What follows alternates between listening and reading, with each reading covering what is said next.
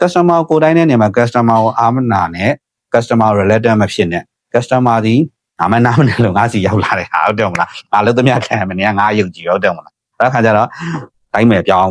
မိန်းကလေးဆိုလဲအားနာမနေနဲ့ရှာ fashion designer လုံးမယ်ဆိုရှက်ကြောက်နေကိုတို့ဆိုလဲဒါယောက်ျားလေးမိန်းကလေးလုံးမယ်ဆိုရင်တိုင်းရမှာပဲဟုတ်တယ်မှာမိန်းကလေးတိုင်းနေဆိုရင်ဒါ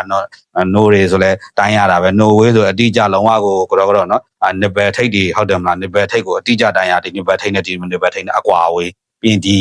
လေပင်ကြားမဲ့နေရတဲ့ဒီ nipple ထိတ်နဲ့လှမ်းပြီးတိုင်းရတာဒါကိုယ်အားမနာကိုယ်တိုင်းမှာဘာလို့ကိုယ် professional စိတ်မွေးတယ် professional စိတ်မွေးထားတဲ့အချိန်မှာ professional ဖြစ်တဲ့အတွက်ကို professional က client ပေါ်မှာဘာစိတ်